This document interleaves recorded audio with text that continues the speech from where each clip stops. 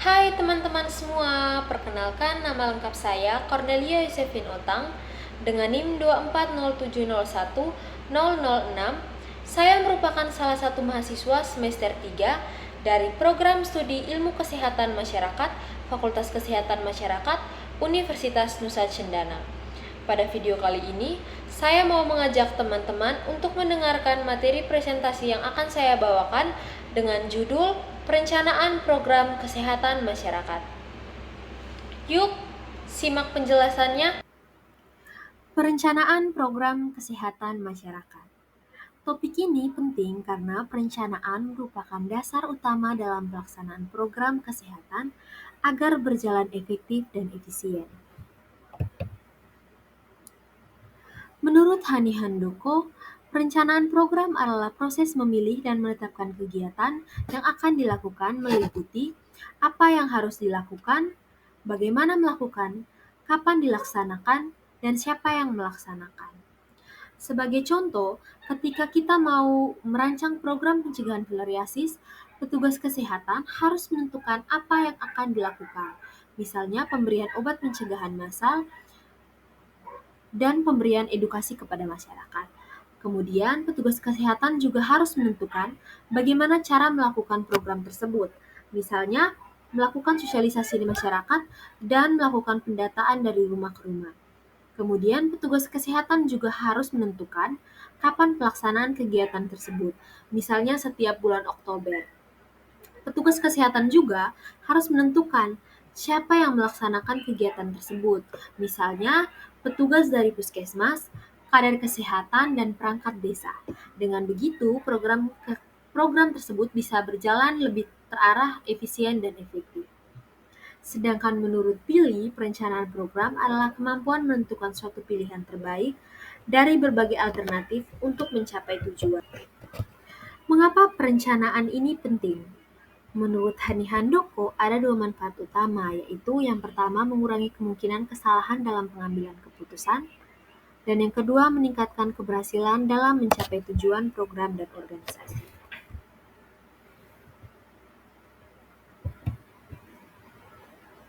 Secara spesifik, manfaat perencanaan antara lain, yang pertama sebagai pedoman dalam pelaksanaan dan evaluasi program, sehingga setiap kegiatan punya arah yang jelas. Kemudian yang kedua, memudahkan koordinasi antar tim dan lintas sektor, karena setiap pihak memahami peran dan tujuan bersama. Yang ketiga, menetapkan tanggung jawab dengan tepat dan jelas hingga tidak terjadi tumpang tindih tugas. Jadi, perencanaan membantu kita bekerja lebih efisien dan terorganisir. Perencanaan juga mengalami perkembangan dari konsep lama ke konsep yang baru. Konsep lama ini bersifat naluriah, spontan, dan subjektif, berdasarkan pengalaman dari masa lalu. Sedangkan konsep baru lebih ilmiah, menggunakan data, dilakukan secara sistematis, disengaja, dan objektif. Dengan konsep baru, perencanaan menjadi lebih terukur dan dapat dipertanggungjawabkan secara ilmiah. Keberhasilan perencanaan dipengaruhi oleh beberapa faktor, antaranya yaitu yang pertama, perilaku individu dan organisasi. Karena setiap kebiasaan kerja berpengaruh besar pada pelaksanaan program. Kemudian yang kedua, motivasi individu dan organisasi, yaitu kemampuan dalam mengelola dan menjalankan rencana. Yang keempat, kemampuan menyesuaikan diri dengan perubahan. Karena kondisi lapangan bisa berubah, maka perencanaan juga harus lebih fleksibel. Kemudian, ada siklus pemecah masalah atau problem solving circle. Proses ini merupakan proses sistematik untuk mengatasi masalah melalui tahapan yang berulang. Di sini saya akan menjelaskan mengenai siklus problem solving circle. Yang pertama ada analisis situasi. Nah, pada analisis situasi, kita mengumpulkan data dan informasi tentang kondisi kesehatan masyarakat. Kemudian yang kedua, kita mengidentifikasi masalah, yaitu kita menentukan masalah utama berdasarkan data yang sudah kita kumpulkan. Yang ketiga, kita menentukan prioritas masalah, karena tidak semua masalah ini bisa ditangani sekaligus. Jadi, perlu dipilih mana yang paling penting dan mendesak. Kemudian yang keempat, kita menentukan tujuan. Tujuan ini dibuat agar masalah tersebut bisa jelas arah penyelesaiannya. Kemudian yang ketiga, pemecahan masalah. Pemecahan masalah ini memuat beberapa pilihan solusi, lalu menilai mana yang paling efektif, efisien, dan sesuai dengan kemampuan. Kemudian yang keenam, kita menyusun rencana operasional, yaitu kita menjabarkan solusi yang dipilih menjadi rencana kerja. Misalkan siapa yang melakukan, kapan, di mana, dan bagaimana caranya. Kemudian yang ketujuh, kita melaksanakan dan melakukan penggerakan program ini. Jadi setelah kita menyusun rencana operasional, kita sudah menjalankan program, kita sedang menjalankan program begitu. Kemudian yang kedelapan, kita melakukan pemantauan. Jadi kita tuh mengawasi jalannya program agar tetap sesuai rencana. Nah, bila ada hambatan, bisa segera diperbaiki. Kemudian yang ke-9, ada pengawasan dan pengendalian.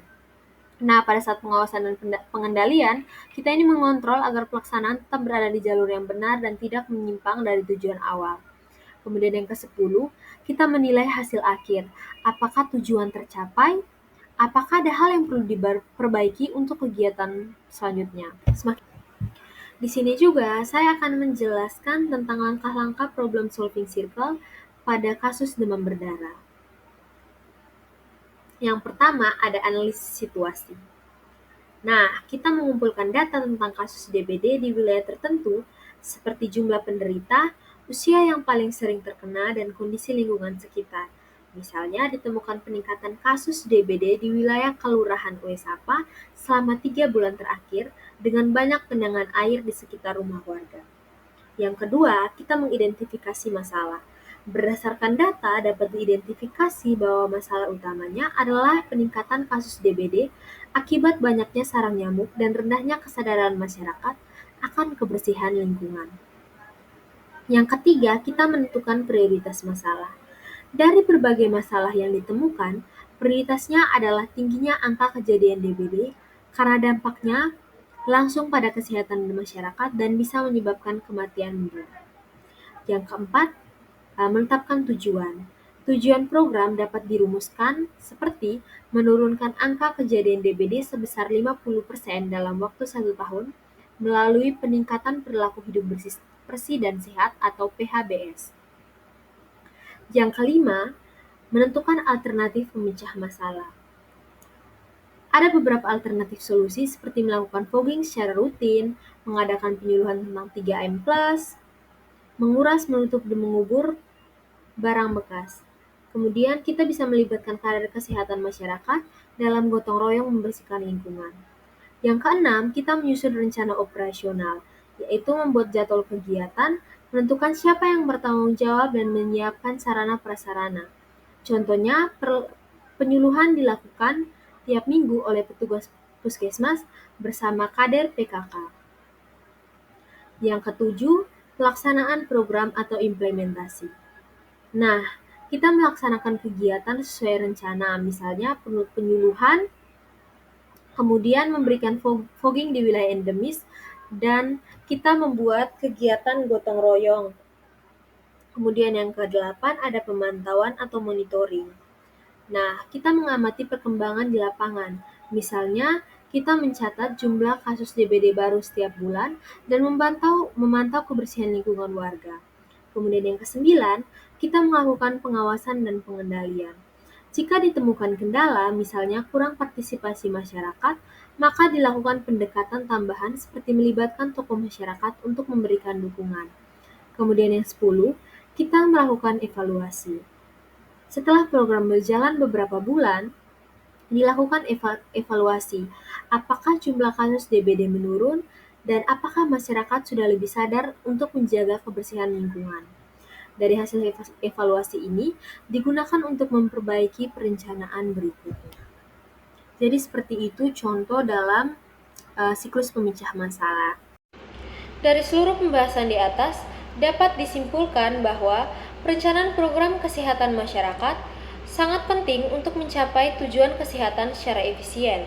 Dengan perencanaan program yang matang, program bisa berjalan lebih terarah, terukur, dan mampu menyesuaikan diri terhadap perubahan yang terjadi di lapangan. Sekian materi presentasi saya pada kali ini mengenai perencanaan program kesehatan masyarakat. Semoga presentasi saya pada hari ini dapat bermanfaat bagi teman-teman yang menonton. Sekian dan terima kasih.